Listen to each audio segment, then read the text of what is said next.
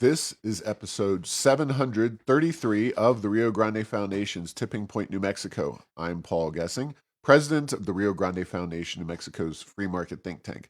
You can find out more about the foundation at riograndefoundation.org.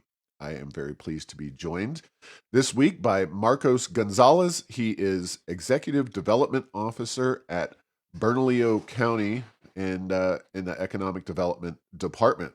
Welcome to Tipping Point, New Mexico, Marcos. Thanks, Paul. I'm happy to be here. Yeah, well, I'm happy to have you and want to talk a little bit about some meetings your department is having relating to economic development here in Bernalillo County.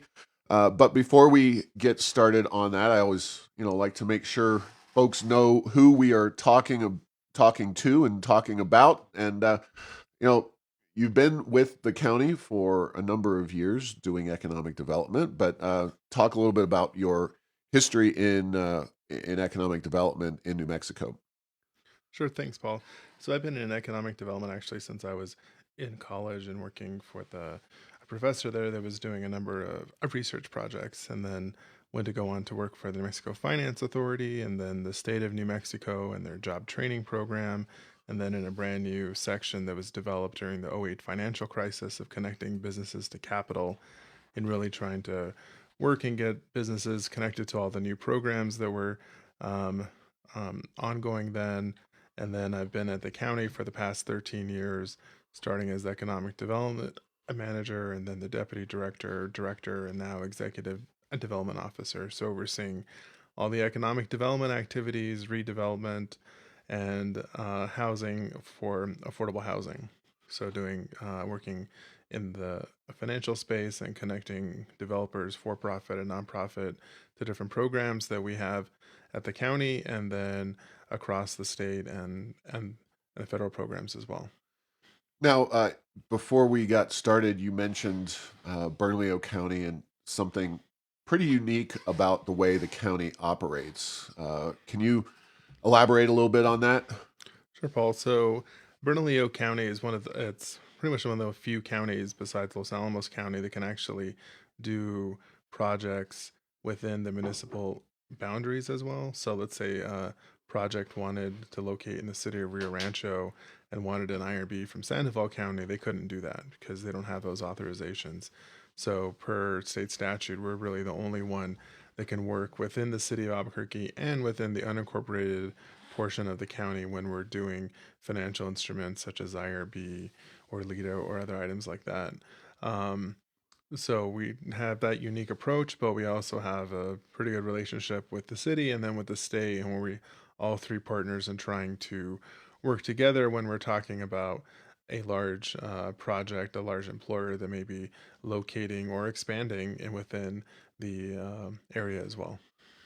And I guess it would only make sense because you are, of course, you work in the county building there in downtown Albuquerque, which is, of course, well within the city of Albuquerque Mm-hmm. itself. Uh, you know, when you think about a lot of counties and county policies, they focus on only the unincorporated or the non areas of the county that are not under the jurisdiction of the city. And that is kind of what's commonly considered county's purview. But in your case, you're talking all of Bernalillo County, including the city of Albuquerque.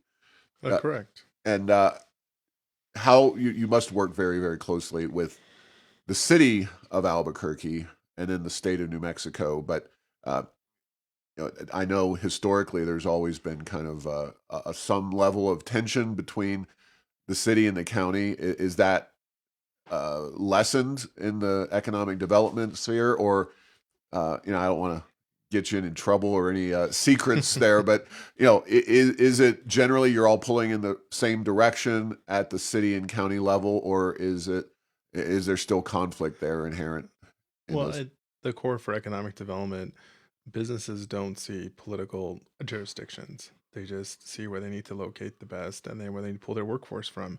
So when a large employer is locating to our metro area, they're looking at pulling employees from Rio Rancho, from the city of Albuquerque, from unincorporated Bernalillo County, from Las Lunas, from Belen, or even further, and then within our tribal nations as well.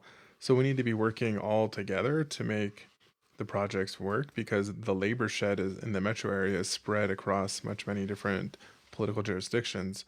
So while there may be politics at hand on various other topics, at economic development, we usually work pretty well and try to make it so that the project has the best benefit, whether that's going through the city on certain items or going through the county. And there's certain things the city can offer more than the county can, but we all have our specialties and can work to make the project work and make it the best business case for why that business needs to be locating or expanding in Bernalillo County. Now, what do you consider to be kind of your particular role or the role of economic development, whether it's in the state of New Mexico or specifically in the county? How do you see your job, on a day-to-day basis? What are you doing? Well, on a day to day basis, we're focusing on anybody that wants to be in business in Bernalillo County or just creating jobs in Bernalillo County. So, whether that be at the micro level of getting folks that just wanting to start a business and helping them and triaging them and getting them to the right location to discuss that a lot more further, whether that be the South Valley Economic Development Center, which is actually owned by the county but is programmed through the Rio Grande Community Development Corporation. They're celebrating their 20th year this year. And so we have great partners like that that can actually take a business from the incubation to actually operating in different pieces. And then, of course, all the different other business incubators throughout the town or that provide services and working with them. And then in your mid level and a larger businesses that are able to use some of the different incentives and actually implementing those pieces and providing, say, either if it's tax exemption or if it's a LEDA grant from the state and implementing that fiscal piece and being actually to help them expand through those different tools.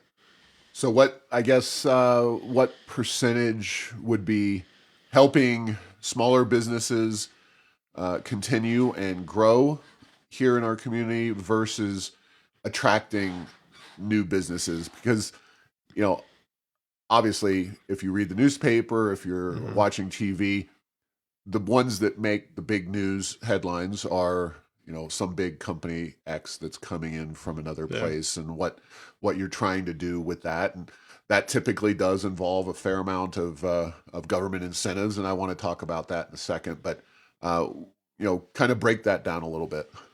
I would say majority of the time is working with the businesses that are already here. Just for clarification, we're not, the county's economic development isn't really focused on doing a lot of the site selection shows or different groups like that. We partner with Albuquerque Regional Economic Alliance, who sells the whole metro area, or New Mexico Partnership, which is also a nonprofit of the state, to actually respond to um, project requests the different site selectors are pushing out. We're more on the implementation end. So when you're looking at economic development at the education, that's really a three-legged stool of education, marketing, and implementation. And we're really on that implementation and the education piece.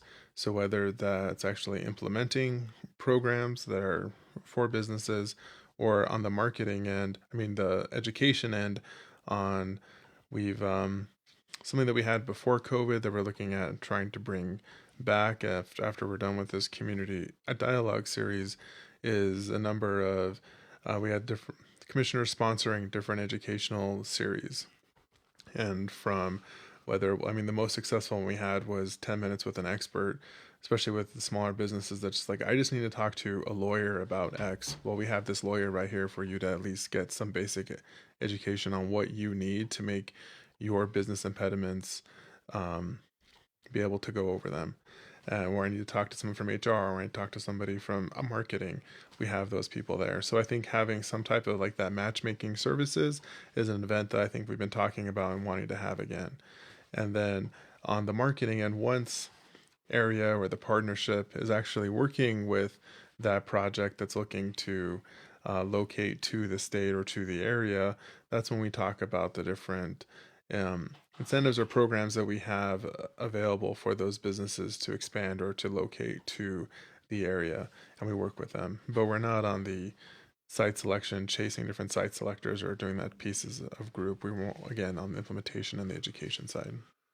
So we talk about a lot of the economic incentives. Mm-hmm. It, if you wouldn't mind kind of Sure. running through some of those. So there's industrial revenue bonds, Yes. LIDA, Yep. um, and then some others. But can you just describe a few of those and anything Sure. that I missed? So with so the alphabet soup of economic development, the Yep. IRBs, the industrial revenue bonds. There's ALIDA, which is two pieces, which is the LIDA, which is the closing fund, which everybody thinks of, which is the actual cash that's reimbursed to company or project for locating to the area, or that's anything of value of given to a business or a non-entity in exchange for the job creation pieces. There's also TIDs, which are tax increment development districts. Something that's been a hot topic lately, especially like in the downtown area, is TIF or tax increment financing. Now Um, hold on one second. sure. Now TID and TIF, to me, I've always thought of them as the same thing. It's just the New Mexico version is called a TID. Am I mistaken in that regard, or Yes. So a TIF is a precursor to TID.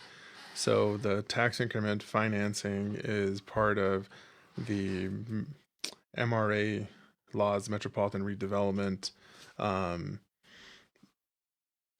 code that's been established. So in a tax increment financing district, a local government like the city, how they adopted to take their grocery tax and then also a portion of their existing grocery taxes and a portion of their um, property taxes to go into a bucket to use for redevelopment projects. Now, the county could do the same thing. And then, of course, now a few years ago, the state had passed a um, law to allow states to enter into TIFs as well. Now, for a TID, which is similar to a TIF but has different mechanisms, is it's formed has to be formed by the entity, but has to be formed by either all the property owners or a single property owners. So usually you see this in a single site that's being redeveloped, like Winrock, where there was a single property owner, much easier to obtain than doing elections of all the property owners, or with the Upper Petroglyphs area, there's just one property owner that made the application, and then it's by the forming entity that's forming it, whether that be the city or the county, of doing that. One thing you are seeing now is government-led TIDs, which was with the city of Albuquerque and the University of New Mexico formed the South Campus TID, in which the county joined the TID and participated in it. And then the state of New Mexico also is going to be participating in that TID as well. and basically the idea is to redirect some level of uh, revenues Mm-hmm. from the tax structure. It could be GRT, it could be property taxes. I think those are the only two, right? But Those are the only into two. redeveloping that particular targeted area. Well, into redeveloping or developing it, and then in a TID, the proceeds can only be spent on public infrastructure. So whether that be roads, usually you see the TIDs, especially like in a greenfield development, is in a lot of the trunk infrastructure. So the big roads that go in. So like think about with Mesa del Sol, the university extension with the bridges that went over, and that all the main infrastructure that's there, and the new infrastructure needs to be put in for their expanding housing development and pieces like that. And then the eventual most likely will include the interchanges that will happen down the future as well, be part of the proceeds. Now, in a TID, the developer, or in this case, in the government led TID, the city or local development is being acting as the developer, fronts the money for the infrastructure and then gets reimbursed over years. In the tax increment financing and the TIF, the collection of the funds then can be used to push into a multitude of different projects that don't necessarily have to be public infrastructure in nature. So TID, public infrastructure only, TIF can be different programming. All right. Well, that's pretty complicated, but there's more to the story, obviously. An industrial revenue bond. Now, the way I describe it is that it's a property tax break or exemption. Mhm. Intel famously got one of these where the title to the building, the facilities are transferred under the government control, and that because it is a government facility, then that property taxes are not paid for a certain amount of time. Is that a inaccurate or probably you can elaborate a little bit, but talk about IRBs. So IRBs with have two pieces for the exemption of the real property, so the dirt in the building, and then for property taxes, and then also the exemption of gross receipt taxes for the purchase of equipment. Ah, yes, yes, So equipment as well. with the what happens is just what you talked about there with the exchange where the land or the equipment is transferred to, in this case, the county, and then leased back to the entity. But so they're not 100% exempt from property taxes. They're exempt a portion, and they're still paying a payment in lieu of taxes, which is coming back to the county or to the municipality or entity. So it's only a portion of the exemption, a portion of what they would have paid that is being exempt, and not the full amount. Fair. Okay. And then I not IRBs. Lita. Lita Mm-hmm. is the closing fund you mentioned. That typically I've seen that as partially related to infrastructure and paying for infrastructure, but it is an instance where the government, for lack of a better word, whatever government we're talking about, is actually cutting a check to some firm for relocating here. Briefly describe a little bit more on that. So LITA is again the exemption to the anti-donation clause of the Constitution, which says the governments can't give anything of value to entities, and so there is the LITA has been used for what you're just described here with infrastructure or tenant improvements to a facility, or in some cases it's been used for lease payments for an entity as well. But then there's that exchange that needs to happen as well, which is the job creation and the additional new jobs added to the community. So when we're looking at anytime I'm doing an IRB or a LEDA deal or pieces like that, I'm really looking at it as the taxpayer's equity investment into the project.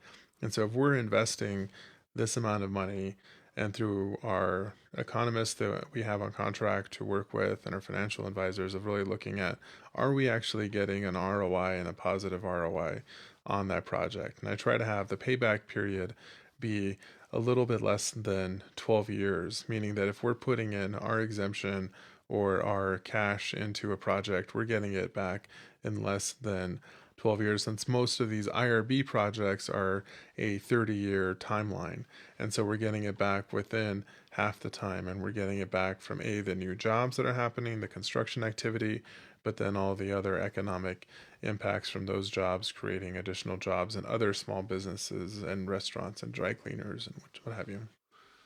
Now, are there any particular projects that you've worked on or things that you drive down on the highway or the road and see and you're like, yeah, that was something that we really worked hard on that people are benefiting from here in the county or even the state of New Mexico, something that you really thought, yeah, this was a really great addition to the community that happened because of your efforts.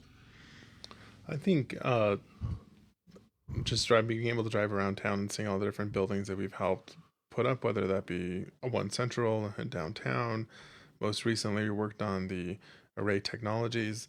Actually, that was an expansion project, but also saving the project from relocating to Phoenix and seeing a new building being erected over on the Upper Petroglyphs area, and working with food manufacturers. And anytime you just being able to take tours and see jobs happening is great. But one thing you alluded to of seeing that, if anybody's noticed, how many cranes do we have in the sky right now?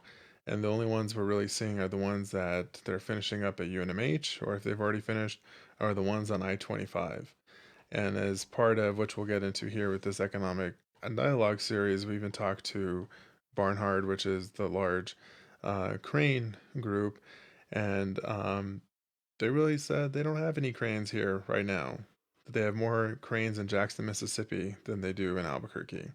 So when listeners are looking around and seeing if you don't see cranes happening, it's kind of like you're not seeing a lot of economic development happening, and you're not seeing the further parts of the economy growing in our sectors. And so it's concerning to me when you don't see a lot of crane activity in an area. Well, we can talk about that in a second, but I do want to give you an opportunity to talk about these meetings that you're having on economic development uh, around our county and where you're trying to get citizen involvement in them. You've had a few of them already, but why don't you talk a little bit about what you're doing? Sure. So the county commission asked us to relook at our economic development financing policies and our strategies about how we go about doing economic development. As I've said, it kind of governs a lot of the activities that we just talked about with IRBs and TIDs and on the whole alphabet soup of economic development. But a big thing is that a lot of, at the core level, a lot of those programs were designed for the bigger businesses, like you've talked about with Intel or different groups. But how can we can still apply those same type of programs to smaller businesses and get them to actually hopefully start using them. And so we really want a lot of community engagement in terms of what does the community want to see growth and economic development for the community. From the small businesses, we want to hear what are you needing to be able to be successful and grow your business or even start your business, because we want your businesses to be flourishing. And then at the larger businesses is what do you need to do to be able to expand and to stay in Albuquerque and have that expansion and be able to bring on more employees or continue your growth. So we want to hear from all the different levels within our economy. And we've had a series of community dialogues.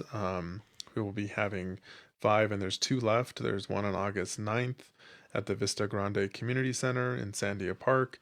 And then the last one will be August 14th at the Highland Theater. And these uh, community dialogues, one's on the first one's on Saturday, and then the last one's at 5:30 p.m. And we are providing refreshments, and we have our parks department that can watch your kids. So we're trying to remove all the barriers to prevent people from partaking in our community series. And so we just welcome anybody's voice and really want is how they want to see the community growing.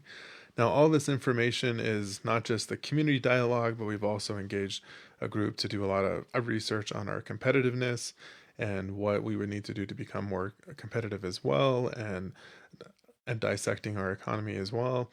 And all of this information is being focused into a steering group, because out of um, the commission's desire to have more community input, they also implemented a steering committee, a five-member committee that was appointed by the commission, and then that those five members selected an additional four that represent a multitude of different industries or different groups within the county as well. And they'll be putting together a report that will give some recommendations to the county commission on how to move forward with economic development. All right, and folks can go to burnco.gov slash economic dash development, or burnco.gov really, and just look at the economic development page there, right? Yes. Okay.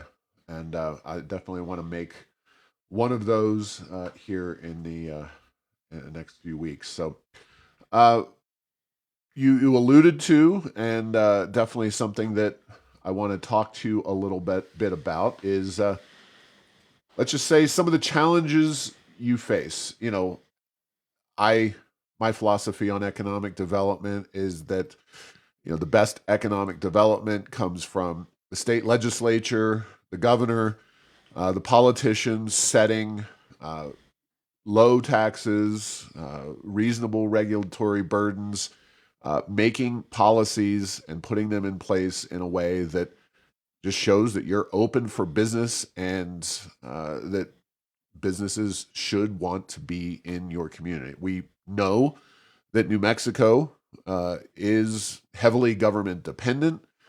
We have the oil and gas industry and the money that it spins off, but we are limited in terms of the private sector. So I want to, in the balance of our time together, if you're okay with it, I want to talk about some of the challenges that we deal with. And it could be economic policy, or it could be just the lack of land or site development, site availability. So I'm going to hand it over to you to talk about some of the challenges that we face in developing, certainly here in central New Mexico, the overall economy. Sure. And so I think it's a multitude of those things you're describing, with wanting to making sure that uh, businesses do have the opportunity to be just in businesses and making sure that's a rich environment for them to be able to flourish. But I think a major hurdle is the infrastructure components that our area lacks of what's left to be developed. You're looking at the South Broadway area that needs like at least $200 million worth of water infrastructure just to develop portions of that piece. That's not including a road infrastructure or different items.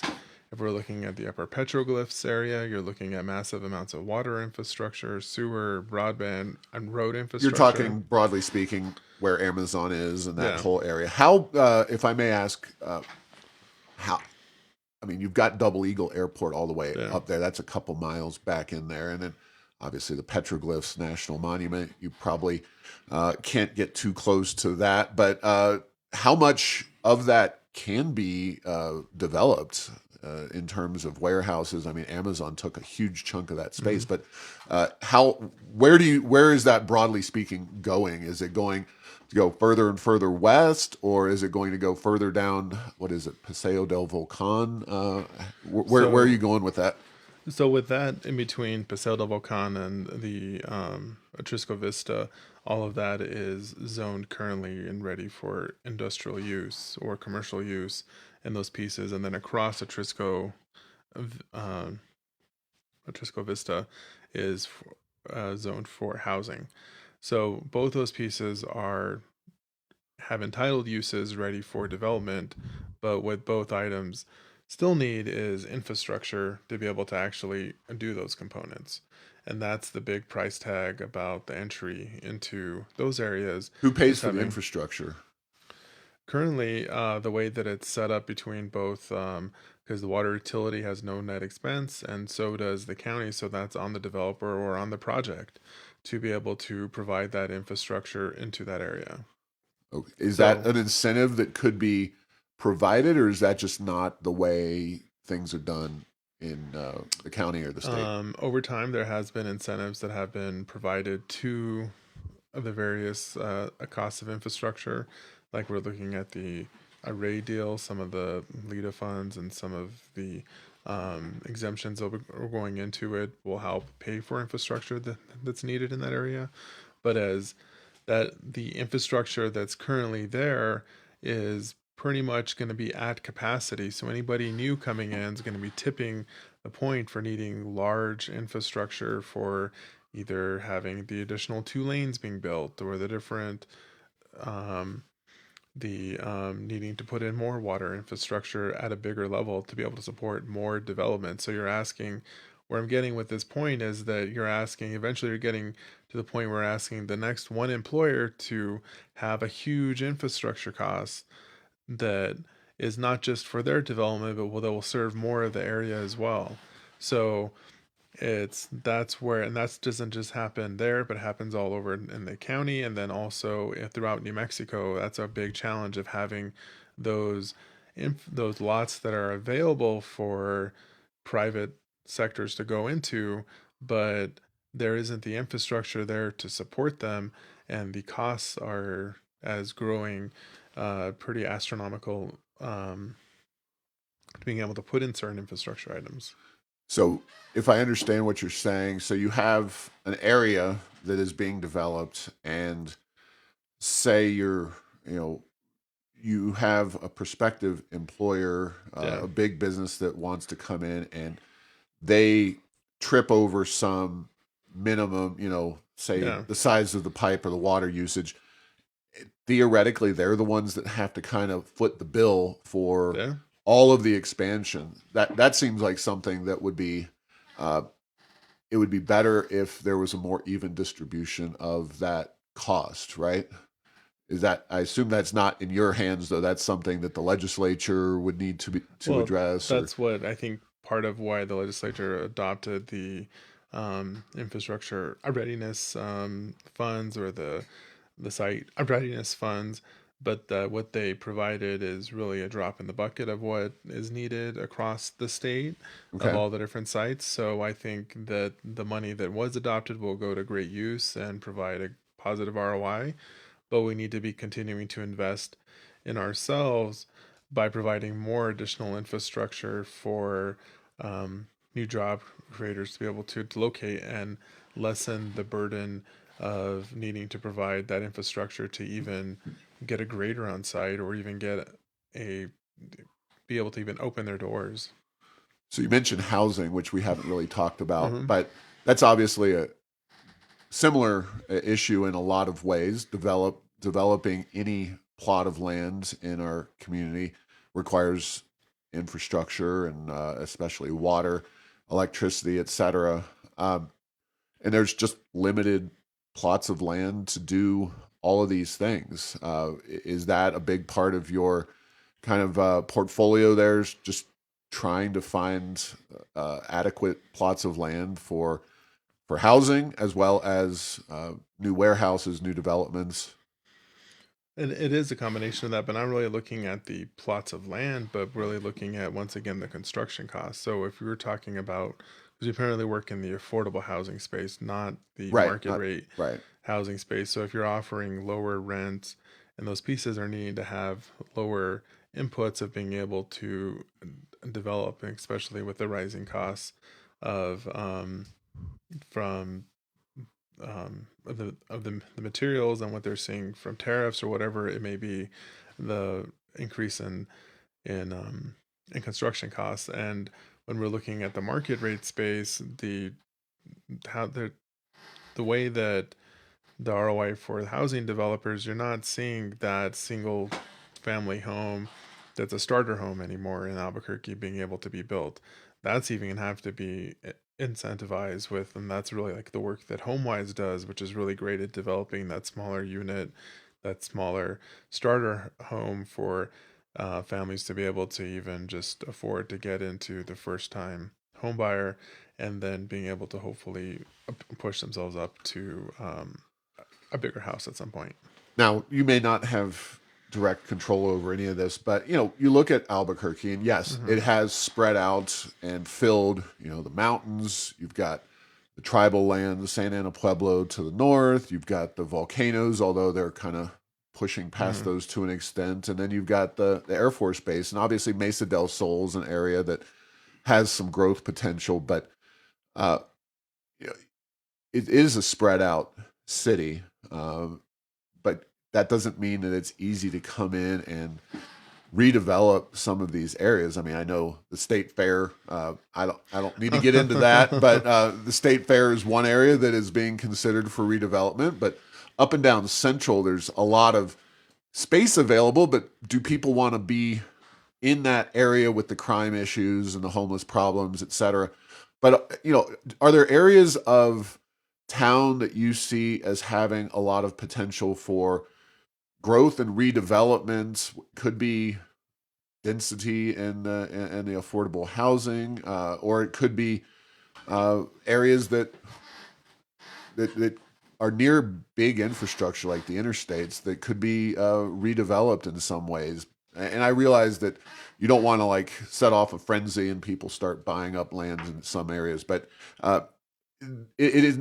This is not a particularly dense metro area, but that doesn't mean that the land's not all owned and spoken for, and that you don't have the ability to just come in and kind of work to redevelop all those areas? So sorry, that's a big question.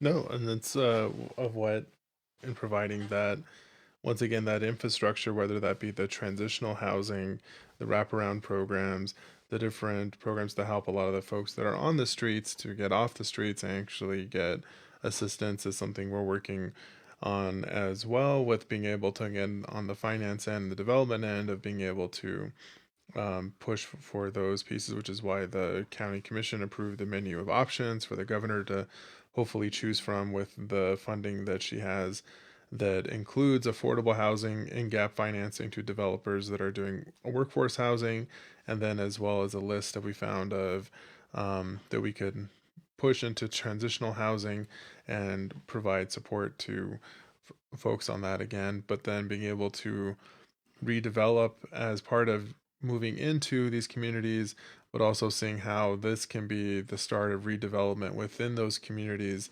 that have had a number of challenges as well. And so we're wanting to build upon that. And one tagline we're working on is Burnco Builds, and being able to build not only within that space of maybe transitional housing or those pieces, but also how do we reignite and redevelop those communities as well. And that's something that we want more dialogue on with the community, and one thing that we're trying to really push for, and that's something that the community dialogues and economic development are pushing for as well. Any other in the last few minutes challenges you want to discuss? I mean, obviously we mentioned crime. There's uh, you know, unfortunately, New Mexico is on the list of relatively lacking in its education system. We have the medical provider shortage. There's a lot of challenges when you go into a room and try to talk to a business. What do you get back from those folks when they are, obviously they're at least willing to hear what you have to say because you're having the meeting. So there's a selection bias issue. But Mm-hmm. what do you hear from the economic development of the business people that you talk to about this area? I think once they get over those first few challenges that they've seen, they see that while this is an area that hasn't really been explored too much and has great opportunity. And so we really need to be get beyond those first few conversations and being able to explain more on the workforce talent that we do have and that are great team members that we do have from CNM and from UNM that can actually push and train the workforce that we have to be able to make the workforce that they want, and that also that it's not as a big competitive market as some other markets are, so they can be a bigger dog in the market as well here locating here.